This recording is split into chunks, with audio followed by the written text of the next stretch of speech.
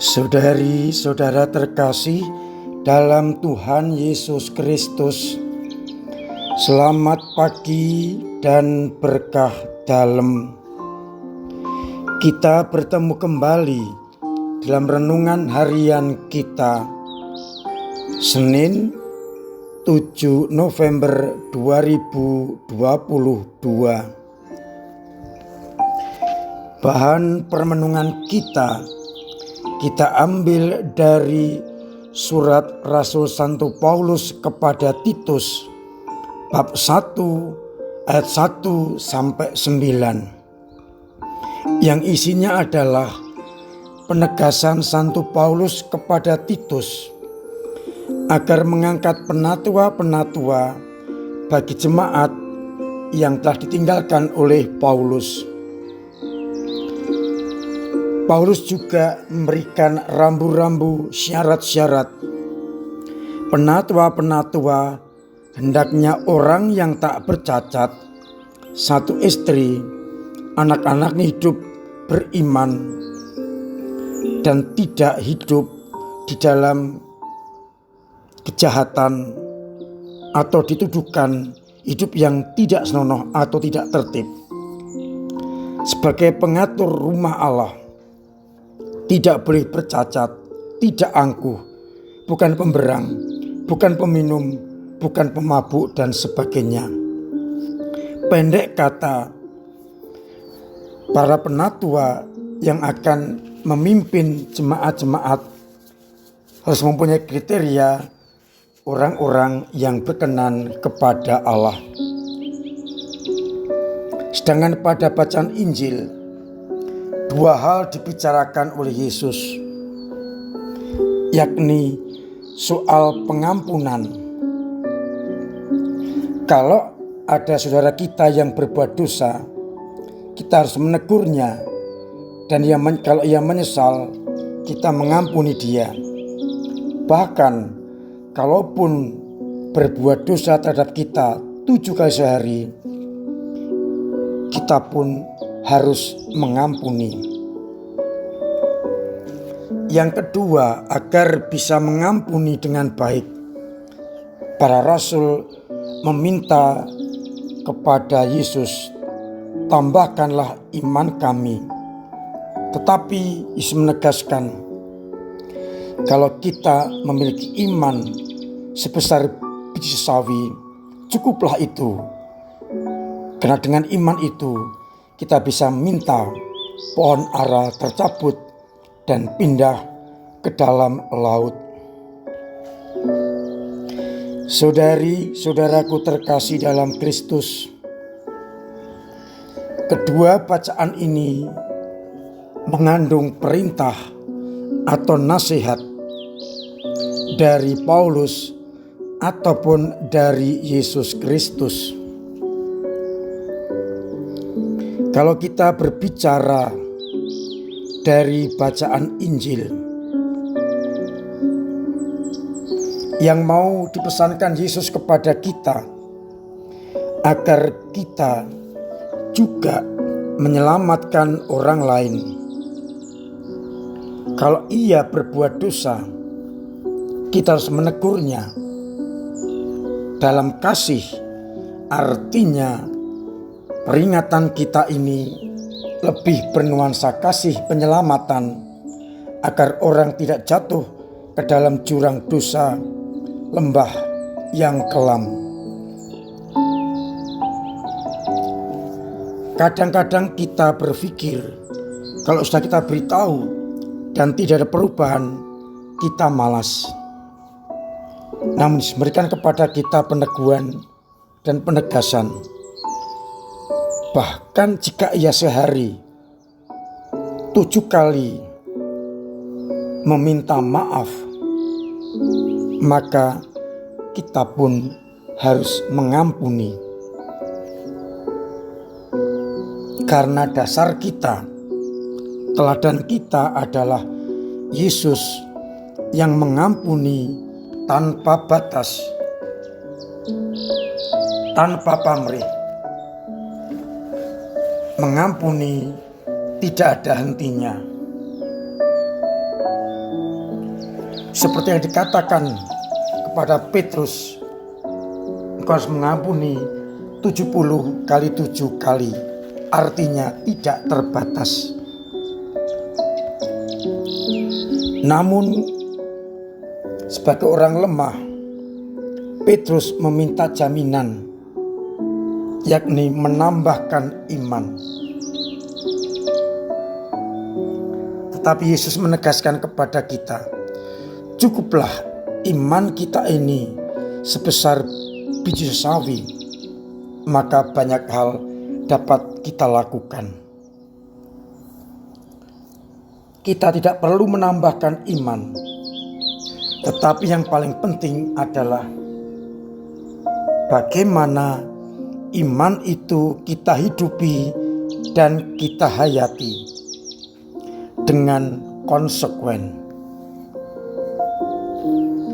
Iman yang besar pun belum jaminan, tetapi penghayatan iman yang benar, meskipun iman kita kecil, akan sangat berguna. Maka pertanyaan permenungan yang pertama adalah, apakah kita sungguh telah menghayati iman yang benar? Dengan demikian memiliki semangat pengampunan yang juga besar? Ataukah pengampunan kita masih berdasarkan rasa senang dan tidak senang, masih tergantung pada hubungan dengan orang itu?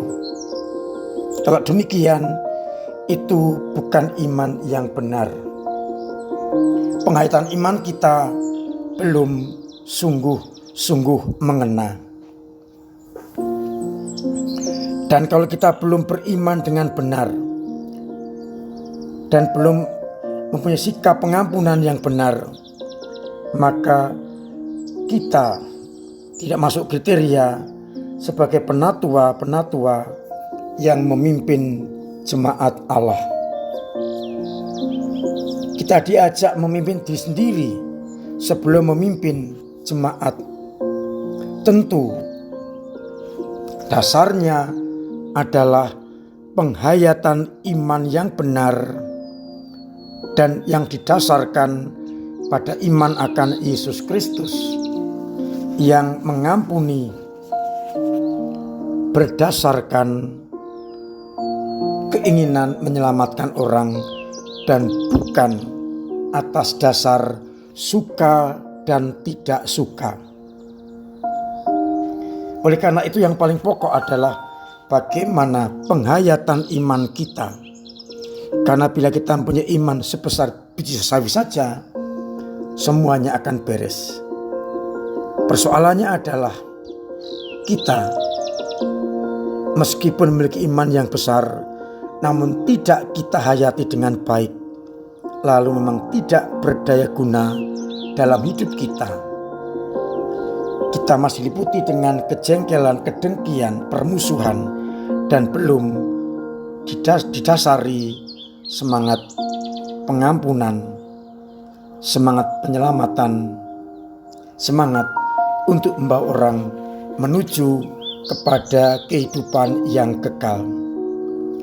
Mari bersama-sama kita mencoba untuk menjadi penatua atas diri kita sendiri dengan cara kita sungguh menghayati, memperdalam dan melaksanakan iman itu dalam hidup yang konkret, sehingga kita akan mampu untuk mengampuni sesama kita karena kita mengasihi, dan supaya mereka pun juga diselamatkan.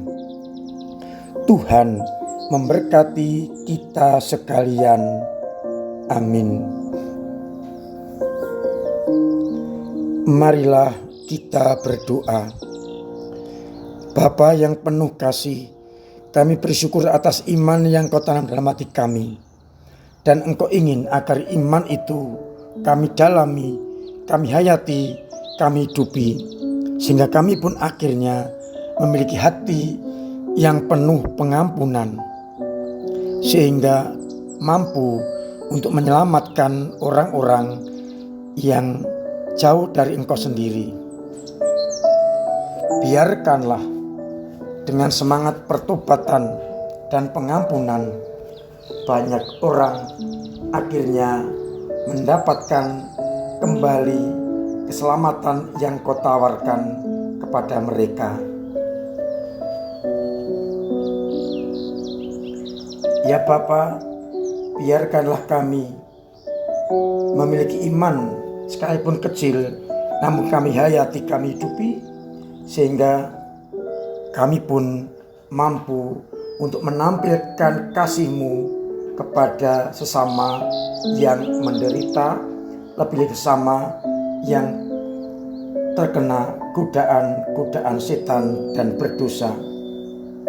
Biarlah akhirnya mereka yang bertobat juga kembali memperoleh rahmat keselamatan yang datang dari-Mu sendiri. Kami berdoa bagi umat-Mu yang sedang sakit, supaya Engkau jamah mereka yang terkena godaan roh jahat. Engkau sadarkan dan Engkau beri semangat pertobatan agar mendapatkan kasih karunia-Mu lagi dan boleh menerima keselamatan. Kami juga berdoa untuk saudara kami Nawanto yang sedang sakit. Semoga tetap Engkau berikan rahmat kesembuhan agar boleh mengalami kesembuhan seperti sedia kala. Ya Bapa, biarkanlah orang-orang yang berdosa bertobat dan akhirnya kembali mendapatkan kesempatan untuk Kau selamatkan. Maka berkatilah kami ya Bapa, Bapa dan Putra dan Roh Kudus. Amin. Saudari-saudaraku terkasih, tetap saya ingatkan untuk tetap menjaga protokol kesehatan, pola hidup yang baik, makan makanan yang bergizi, pola hidup sehat, agar kita terhindar dari segala mara bahaya, terutama dari virus corona. Biarlah akhirnya kita bisa melawan segala rintangan, hambatan, penyakit, sehingga tetap sehat dan mampu untuk beribadat kepadamu. Ya Bapa, bantulah orang-orang yang terkena musibah bencana alam. Saudara-saudaraku terkasih, kita bersyukur karena kemarin telah terpilih calon Dewan Pastoral Paroki Harian Masa Bakti 2023-2025. Semoga mereka mampu bekerja dengan baik melayani kita sekalian, dan diperlukan dukungan apabila panjenengan semua diminta ikut ambil bagian dalam melayani gereja sebagai anggota Dewan Pleno. Saya mohon kesediaan panjenengan semua ambil bagian dalam karya itu.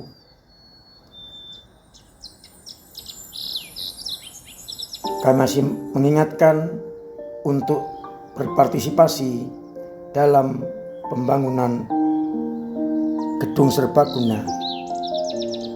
Semoga dengan kontribusi kita, gedung serbaguna segera terrealisasi dan kita boleh segera menggunakan untuk berbagai keperluan. Akhirnya saya undang seluruh umat untuk tetap ikut terlibat dalam kegiatan gereja, agar kita semakin mampu menjadi anak-anak Allah yang sungguh peduli kepada gereja. Akhirnya saya mengucapkan selamat pagi, selamat merenungkan, salam sehat, Tuhan memberkati.